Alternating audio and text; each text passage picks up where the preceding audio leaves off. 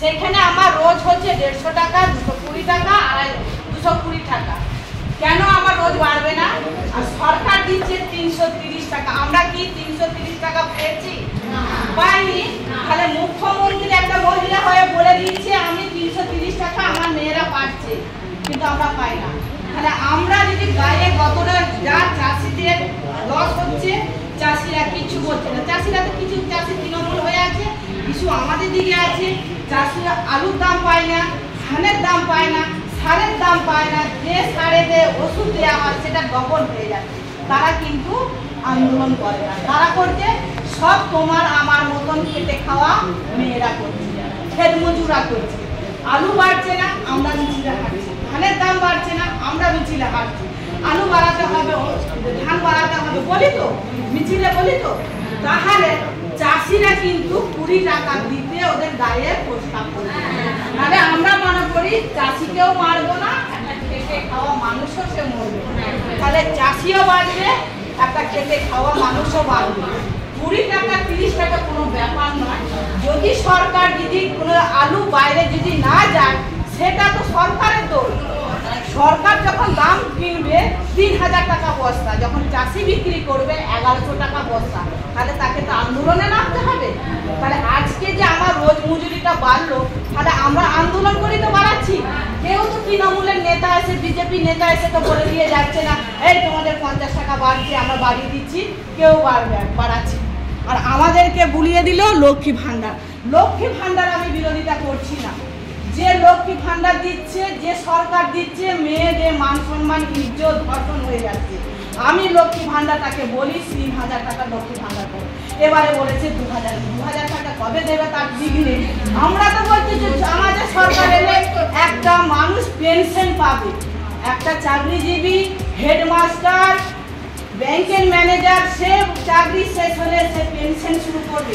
তাহলে আমার মায়েরা, আমার ভাইয়েরা, আমার বয়স্করা, তারা কেন পেনশন পাবে না? আমাদের দাবি সরকার কি করেনি?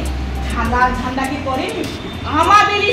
আমাদেরই নড়া, কিন্তু আমরা সেদিনে বলেছি আমরা পথসভা করব। আমরা কেস করেছিলাম ধর্মতলায়, সেখানে সমাবেশ করে, সেইখানে আমাদের রাজ্যের সভাপতি তুষার ঘোষ আর আমাদের যে লড়াই করে উকিল বিকাশ রঞ্জন, সবাই মনে করে রাখবে যে আরজি করে ঘটনা লড়াই করছে। আর 26,000 চাকরিদেরও সে লড়াই করছে। বিকাশ রঞ্জন 100 দিনের কাজটাকে জিতিয়েছে, যে খেটে খাওয়া গরিব মানুষের 100 দিনের কাজ চালু হবে 1 তারিখ। কিন্তু কি হলো, তৃণমূলের সব চুপচাপ, যেন খেটে খাওয়া গরিব মানুষের কাজ দেবে না। রাজাকে যখন আজকে তুলে নিয়ে আসছে, 10 টাকা ছাড়া বেশি বাড়াবে না। আর খেটে খাওয়া মানুষদেরকে মাথায় তুলা দেওয়া হচ্ছে। আর সেই খেটে খাওয়া মানুষের যদি আমি না কাজ করি, ওই পুলিশ অফিসার খেতে পাবে, তার ছেলে বউ খেতে পাবে। আমি যদি ধানটা না পুঁতি, তাহলে আমাদের রোজ মজুরি আমাকে বাড়াতে গেলে আমাকে কিন্তু শক্ত ডাল বুঝতে হবে। সেই ডালটা যাতে ভাঙবে না, সেই হচ্ছে লাল ঝান্ডা।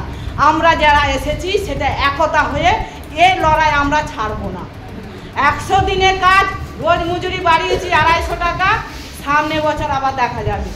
100 দিনের কাজ আমি অর্ডার পেয়েছি, বুক ফুলিয়ে কোথায় কাজ করাবে আমার জানা দরকার নেই। আমার মাঠের কাজ শেষ হয়ে গেলে আমি পঞ্চায়েতে ডেপুটেশন দেবো, 4-এর কপ ফিল আপ করবো আর জমা দেবো। কাজ দাও, নাহলে টাকা দাও। তুমি বসে বসে মাইনে গুনবে, তুমি মিটিং করবে, 5000 টাকা পাবে, তাহলে আমি আমার সংসারটা চালাবো কি করে? তুমি শুধু কি আমাকে স্বপ্ন দেখাবে? এই স্বপ্নটা স্বপ্নই থেকে যাবে। স্বপ্নটা কিন্তু আমরা দেখাবো। আজকে আমি বলতে বাধ্য হচ্ছি, রাজা যে সেদিন থেকে যে মানুষের মতন ছড়িয়ে দিচ্ছে, শুধু ও না কাজ করলেও খেতে পাবে, ও না বেরোলেও ও চলে যাবে। ও রাজাই আছে, ওর বাড়ি দেখবে, ওর জন্য গাড়ি পুড়িয়ে দিয়েছে। কিন্তু কি দরকার ছিল আমাদের পেছনে খাটা, তোমাদের পেছনে খাটা? কিন্তু ও আপনাদেরকে ভালোবাসে, সংগঠনকে ভালোবাসে, লাল ঝান্ডাকে ভালোবাসে। তার জন্যই তোমাদের কাছে উপর হয়ে পড়ে থাকে। আর রাজার মতন মানুষকে উপরে তুলতে গেলে লাল ঝান্ডাটাকে নিয়ে তুলতে হবে। আর সবাইকে যদি বলি না আসতে হলেও 1 তারিখে আমরা 100 দিনের পথসভা করব। সেদিন আমাদের যা ভাইরা দাদারা আছে, কিছু দিদি মহিলা এইখানে এসে আমরা জমায়েত করে সেই পথসভাটা আমরা করব। আমাদের বল অধিকার কেউ দেবে না। আমি বলে দিচ্ছি দিদিভাই, অধিকার কেউ দেবে না, অধিকার ছিনিয়ে নিতে হবে। জোর করে ছিনিয়ে নিতে হবে। সেই আজকেই আমরা জানবো যে আমি খেতে খাই, আমি গতর পোষা মানুষ, আমি না কাজ করলে তোমরা খেতে পারবে না। আর পুলিশ আর তৃণমূল যদি হুমকি দেয় বলে তোমাদের চোরের মায়ের বড় গলা, আমরা চুরি করে খাই না, আমরা গতর খেতে খাই, আর তোমরা চুরি করো, চোর। তোমাদেরকে মানুষ সম্মান দেয় না, চোর বলে সম্মান দেয়, দেয় তো ওদেরকে। তাহলে আমার গায়ে পোস্টটা পড়বে না, পড়বে ওদের গায়ে, চোরেদের গায়ে। তার তৃণমূল ভয় খেয়ে আছে, ওরা আমাদেরকে ভয় দেখিয়ে বসিয়ে রাখার চেষ্টা করেছিল যে রাজা একটু ব্লকে ছোটাছুটি করে, তাহলে রাজাকে ধরে আমরা বন্দি করে রাখবো।